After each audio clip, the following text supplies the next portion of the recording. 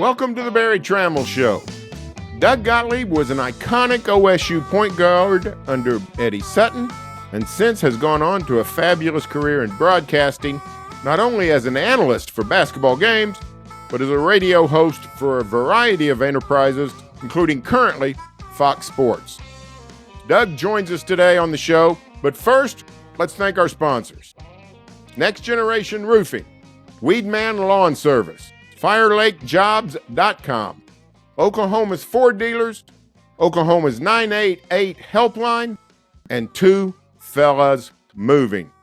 One of my few good attributes is I like to help people move, but I'm rare. And that's where Two Fellas comes in.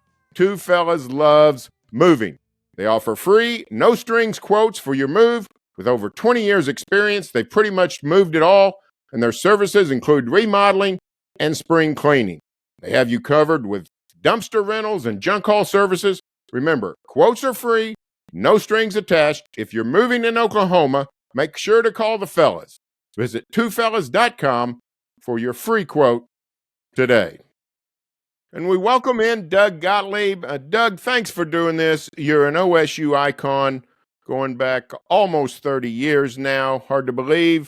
But your connection with the Cowboys has remained, even though you're now almost 24 years removed from being an Eddie Sutton point guard. How do you explain your connection and your deep roots with OSU and why that's been maintained, even though you've gone, all over the country, making a name for yourself in broadcasting? Well, there's a couple things to it. The first is I just. I'm a big believer in NIL from the traditional sense, right? Like you do something cool in college, you make a name for yourself, people like you, people respect you, and those things have playing at OSU. None of what I've been able to do over the last 23 years, have my kids, my friends, any financial, personal successes are possible without my time in Stillwater. So I'm really respectful of that. And then I think the other part to it is, it's just always felt like home to me. And I'll give you the easiest example, Barry. When I was on my first official visit to college, I was a high school senior, Tustin High School, and I visited Notre Dame. And they played Michigan in football, and Lou Holtz was the coach. And it was a spectacular visit, right? Flying to Chicago, they put you on a private plane, you fly over the Golden Dome. And I wasn't a Notre Dame fan growing up, but I went there just because I wanted to see a Notre Dame football game. And, the president, Monk Malloy at the time, meets with you in the Golden Dome in the office, like right there. And so all these like historical things you see, and the movie Rudy was out at the time as well. Like all these things kind of come together. Lou Holtz came in right before they have a pep rally in the arena right before big games. Lou Holtz came in. Doug Gottlieb, Andy Brown's your head coach. He knew everything about me. And that was like one of the apostles themselves coming in and shaking hands. And so they lost to Michigan on a last-second field goal. And I remember students crying walking home from the game. And then the next year, I was a freshman at Notre Dame, and they played Northwestern. And keep in mind, Northwestern at the time was a laughingstock in college football, but that team would go on to go to the Rose Bowl. But they lost to Northwestern. Again, last-second field goal. My first game as a student. We're walking back to Dillon Hall, and everybody's crying. Can't believe we lost to Northwestern. I was like, man, that was a great football game. Like, I don't get it. Fast forward 2 years later, 97, I'm a sophomore at Oklahoma State, and the football team's kind of a surprise. Went 8-4 in the year. And the last game of the season, they played OU, and this was John Blake's last game. And despite the fact OU wasn't very good, it was still 26 years since OSU beat OU at home. And when they won the game, I remember watching the goalposts get torn down, and I was crying like a baby. And I just realized, like, that's my home. This is my place, And it's a reason that I'm a big proponent of college sports for every school for kids. Like, I want people to have the experience that I have at OSU, and have the connection that they have to my teammates, to my coaches, to my school, to the area that I had. If you can have a fraction of what I had you should consider it an incredible success in the best 3, 4, 5, 6 years of your life, whatever. So and then, again, fast forward to this, you go back to November when the last Bedlam game was played. My daughter was on a recruiting visit for equestrian. And this was a kid who she wanted to go pro for the last 3 years. She didn't. And I was like, Harper, you got to really consider, like, this place, Larry Sanchez is an amazing guy. Your mom and I went here, like, this is the place, but you got to do what's best for you. But you will, she's like, well, how do I know? I go, well, you will feel it. You will feel it in your heart if it's the right place for you. It's not. And if it's not, don't worry about it. We'll find the right place, or you go pro right. So she called me from the field. She rushed the field after they beat OU and they're tearing down the goalpost, and she's crying and I'm crying. And she's like, I want to go here. So I still get choked up. I tell the story a bunch of times. It's a special place to me. It marks a big change in my life, and I honor it and I love it. And what it does? It centers you. It really does center you. Some people go on yoga retreats. Some people go and travel Europe, hiking, whatever. It really centers me. It just does. Well, continuing that OSU connection, a remarkable situation this basketball season. You've joined up with Mike Boynton as a consultant. You're helping, you're chatting with him and observing and doing a lot of interaction with the Cowboys. Talk about your new role with OSU basketball. Well, so I've done limited consulting with other programs. It's more come in, spend a week. I did last year with Texas, with Chris Beard before that thing went bad, right? And a long time ago, I went to Baylor when they were first trying to turn the corner. And sometimes just a different set of eyes. You're not too close to the forest to see the trees. But Mike's approach has been different. Like, he's wanted me to work. We started as friendly. I wanted the job. He got the job. He's just a wonderful, friendly human being. To eventually we became friends. And now we're really, really good friends. And he's like, why don't you consider consulting all year long? And so we met with Chad Weiberg and we said, like, what does that look like? And they said, well, like, it's kind of whatever you want, right? You just I can't be on the floor, drawing up plays and coaching, but I can be with him at practice. I meet with him when I'm there. We have, we meet, we have lunch together. We talk for hours. We watch film. Now I watch every practice, every game.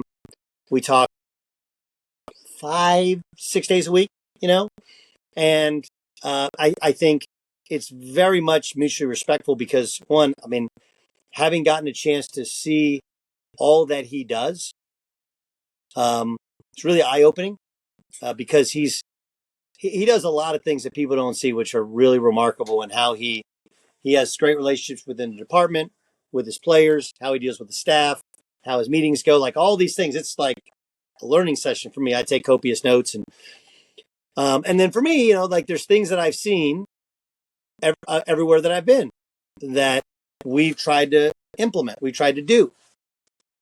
And I say I'm not really on the staff, but I feel like I am. And again, that's all Mike, because Mike demands that his players and give all of his staff, anybody in staff, respect and listen in attention, eye contact.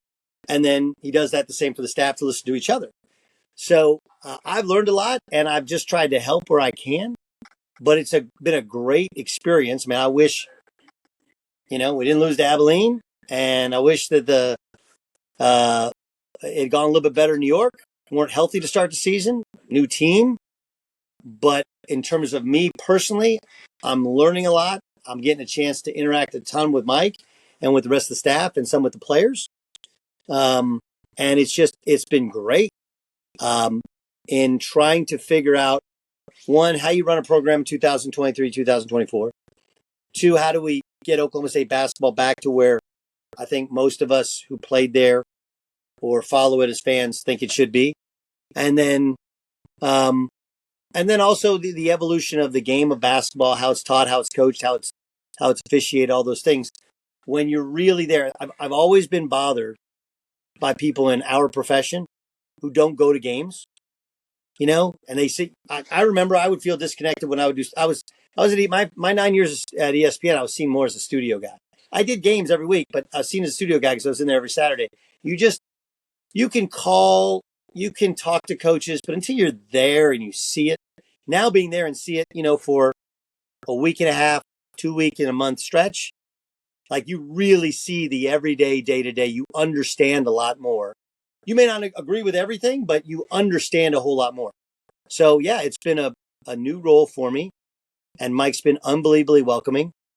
There are no secrets, and I'm learning a lot, and our relationship continues to grow.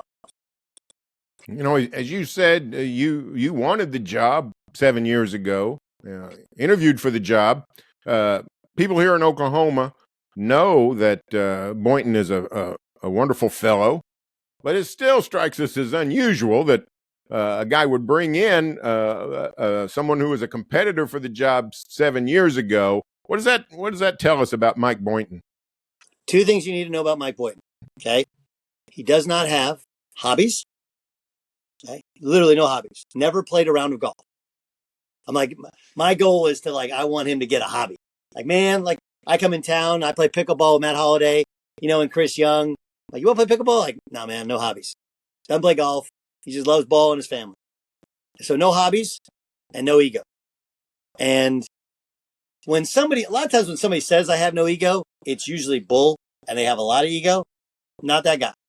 So I think he knows my intentions are pure, and I know his intentions are pure. Like, we don't, it's interesting, I mean, he knows I want to be a head coach, but he also knows that he thinks maybe I can help him win.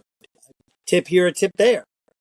Maybe I can help him, give him some insight into Oklahoma State basketball that somebody else can't. Or maybe I can get some insight into what has allowed programs I've seen to be successful. So yeah, I think it speaks to the fact that he doesn't just say he has no ego. He literally has no ego. He just wants to win basketball games, wants to coach good kids, loves learning.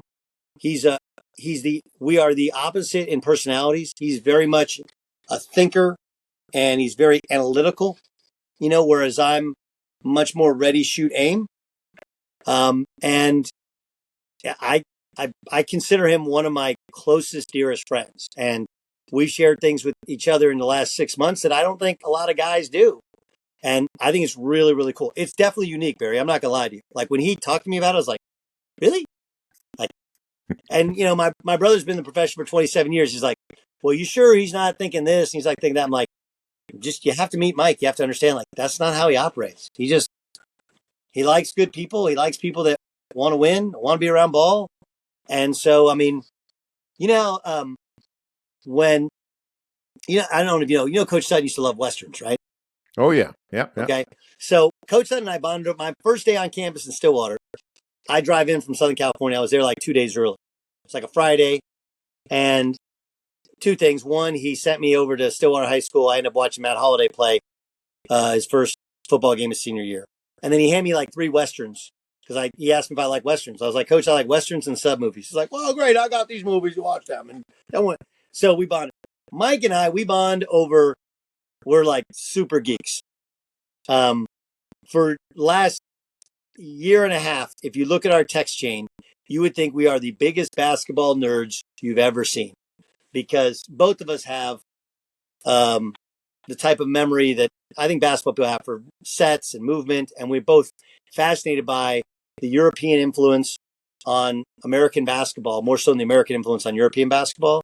And so we've shared plays and ideas and theories and things like that. And so, yeah, it's a very unique relationship. And he has really, we had a great conversation this summer where I said, well, how do you want to play? He's like, well, I want to play, shoot a lot more threes. I want to play much more open. I want to play more analytics driven basketball. I was like, year 7, why don't you do it?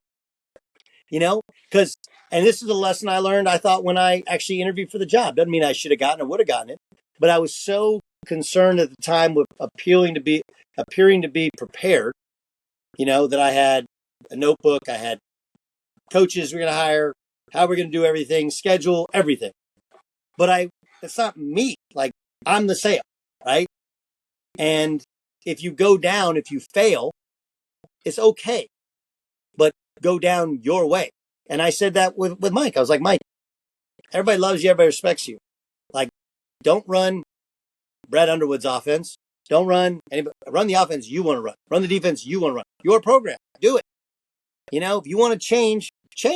You get to do, like, that's the beauty of it.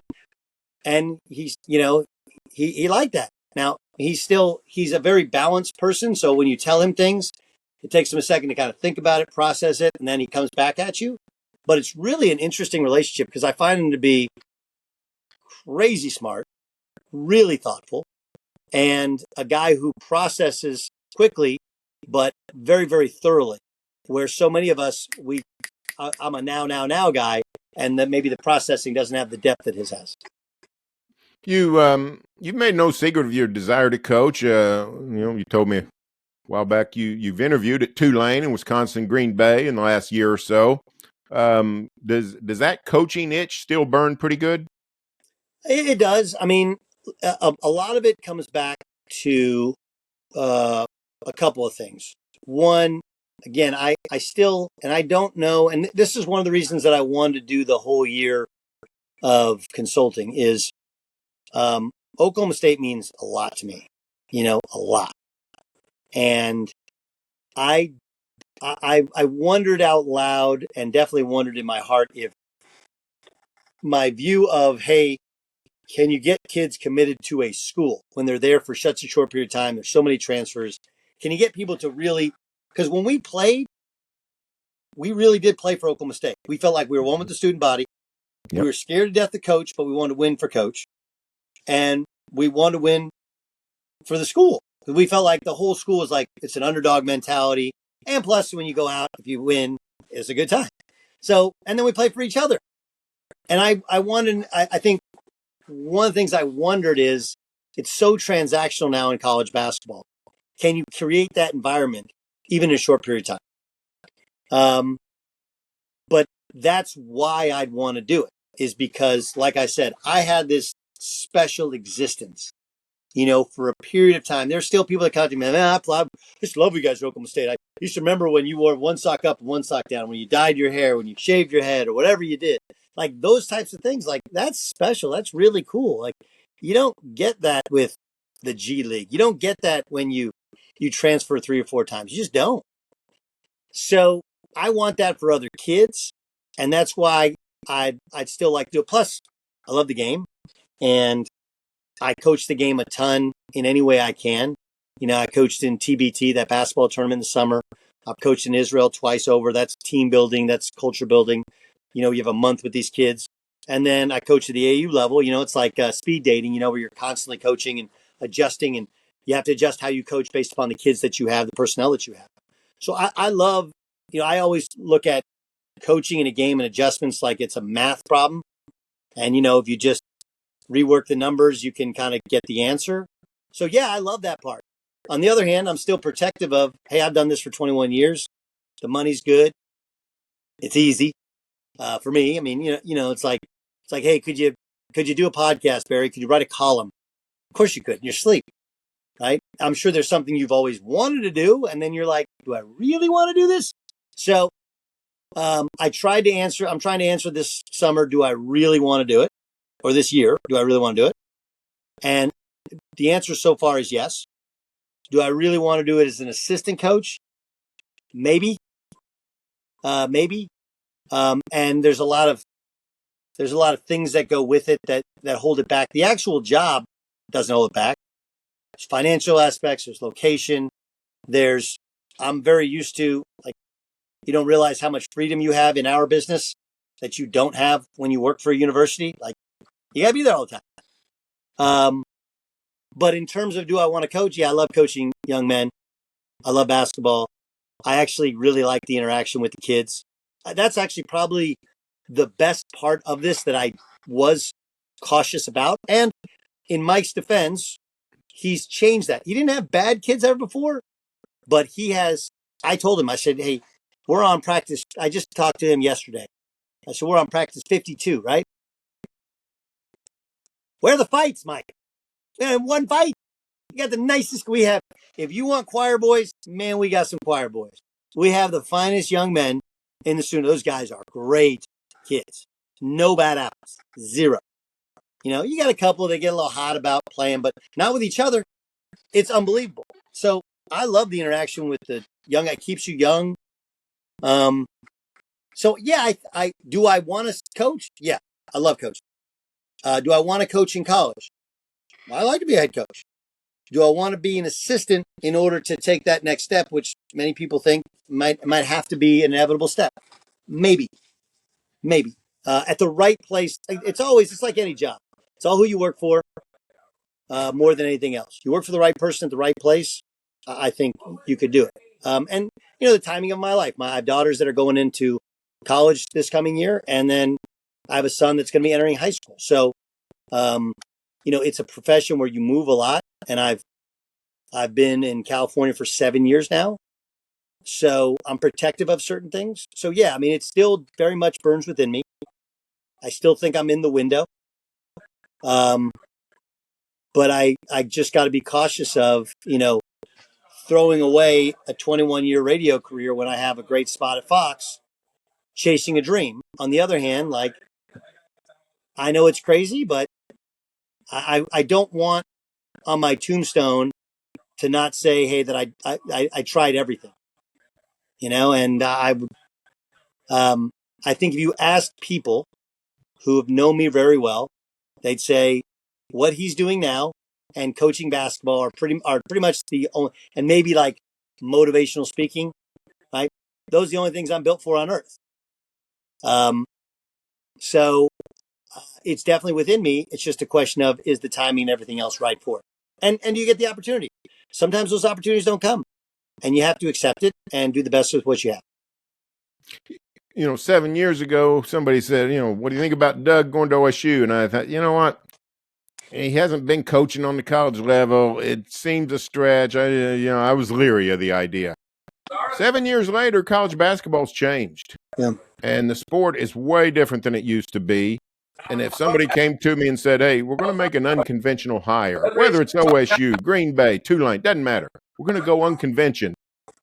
My first reaction would be, you know what? Unconventional might work because the whole dang sport is unconventional anymore.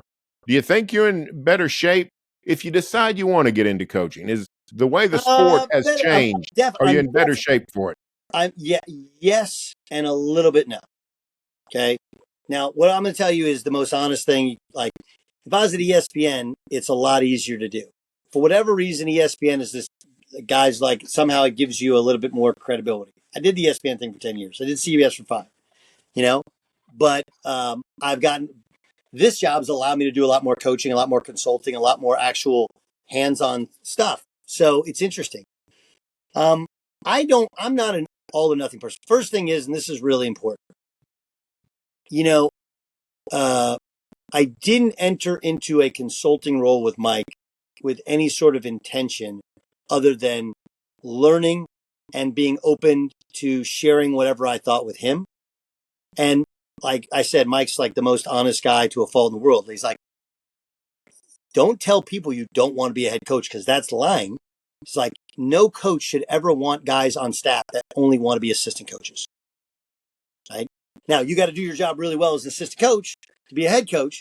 But like, do you want to be a head coach? It was like, well, yeah. It was like, well, so don't be shy of it.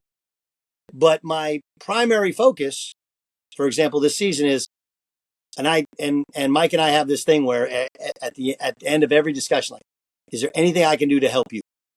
Because I mean it. He's a dear friend of mine. So I don't want somebody running back going like, oh, well, Gottlieb's saying he wants to be a head coach. Like, no, I just want to learn.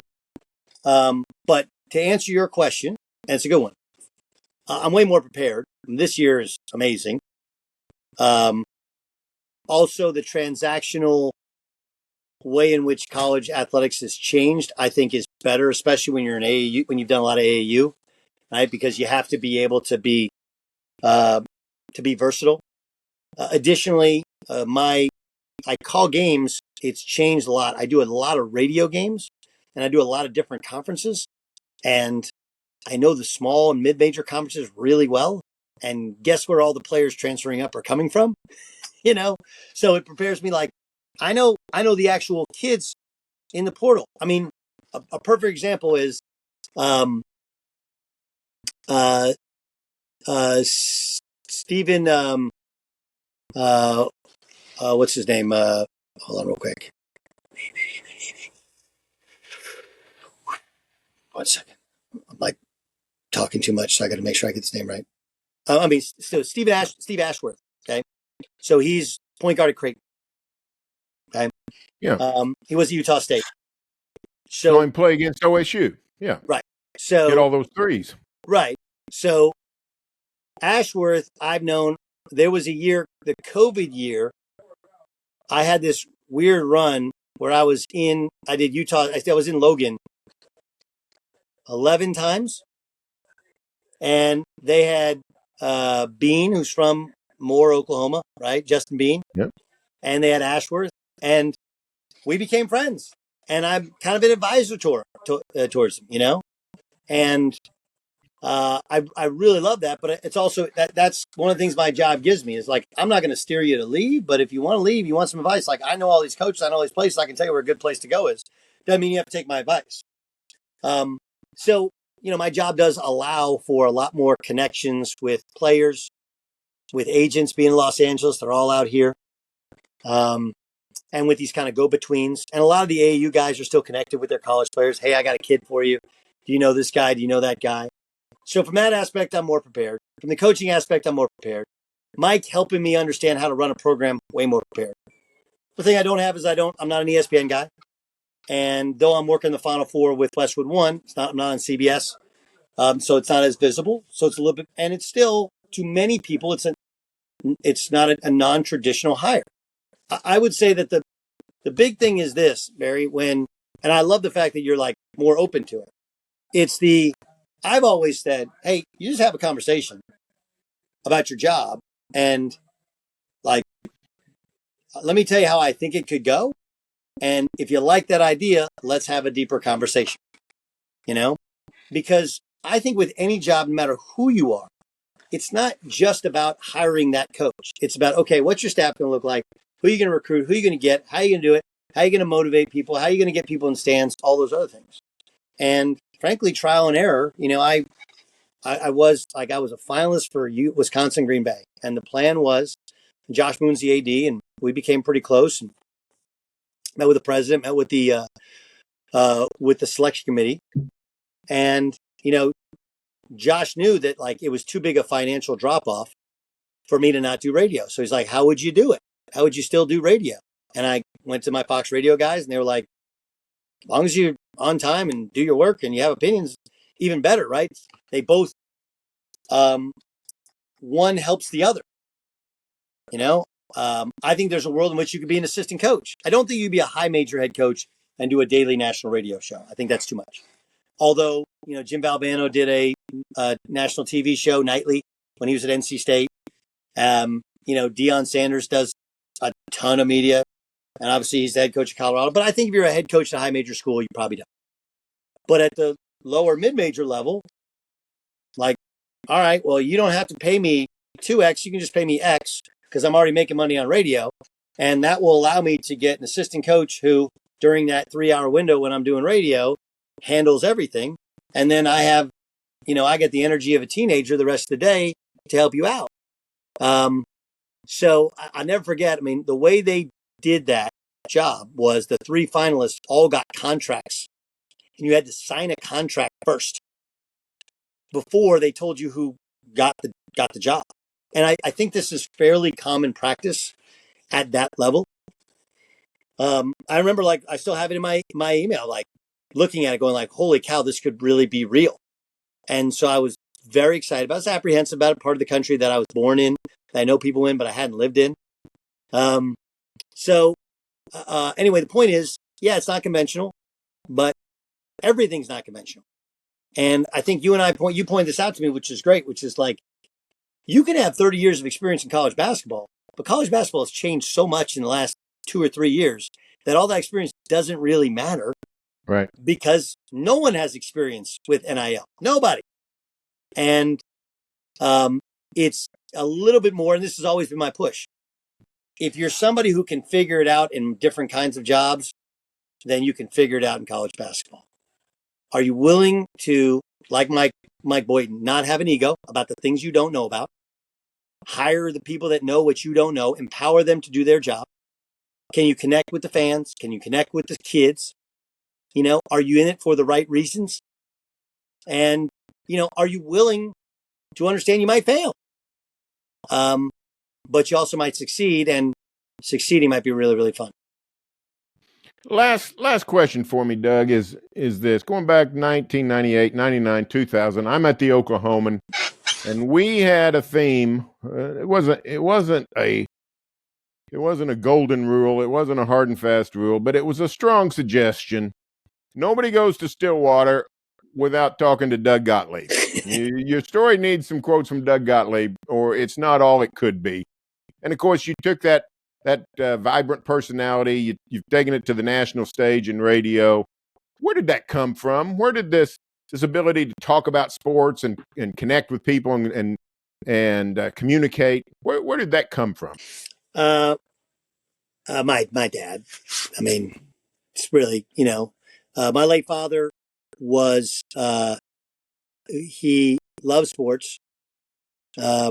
His dad was an accountant, like a self-made man accountant, who took over a car dealership and tried to get my dad. In 1981, my dad got fired at University of Wisconsin-Milwaukee. They were D1, Title IX made him have to go D3. So he left. I mean, essentially was let go. And my grandpa tried to give him a car dealership to run. And he's like, why don't you buy at the time, New Jersey Nets for $1 million? And my grandpa, who was an accountant, looked at the books and was like, Bobby, you're crazy. This is a terrible investment. Why don't you run my car dealership? My dad's like that because I don't want to. My dad loves sports, basketball especially, but all sports. And, we used to get up every morning, and he got the Orange County Register, the LA Times Orange County. And remember the National Sports Daily for a while? Right. We'd get the USA Today or National Sports Daily. And we'd have breakfast, pass around and then I spent most afternoons from like 6th, 7th grade on with him, because we'd have something basketball to do or something sports to do, and he'd drive me there, and we'd have sports radio on at the time. And I don't know, it's just my life. And I'll never forget, when I was in 5th grade, I wasn't doing very well in English, reading especially, reading comprehension. So they took me to a reading specialist, and they're like, he's got to read. So he made a deal with me that I forget how much money I got. I think I got like $5 a book. And he would give me one book that was a traditional novel and then a sports book. So the first book was The Boys from Brazil by Leon Uris. Amazing book. I would encourage, and that still would work today. And then my second book was Catfish Hunter's autobiography. And I didn't realize Catfish Hunter was really like the first true free agent, but it was more the colorful stories. I read about the Celtics, the famous Celtics, the last run of the Celtics, the Jordan Rules, all the John Feinstein books. And they were interspersed with other novels. And so I just had a passion for it. I've just always had a passion for sports, and I love telling stories. I'm sure you know this, obviously, with this interview going longer than you thought. I'm a storyteller, but that comes from when I was a kid. We'd go to the Final Fours. You go up to the Nike room, and Jim Valvano's having a beer and telling a story. Eddie Sutton, a great storyteller with unbelievable color. So I love the stories of sports. I love the action. I love being there. I love the little things that happen within it. It's so much better than real life. It just is. It brings me joy. It's frankly made, my kids' school will all be paid for by basketball at Oklahoma State, and I'm appreciative and respectful of it.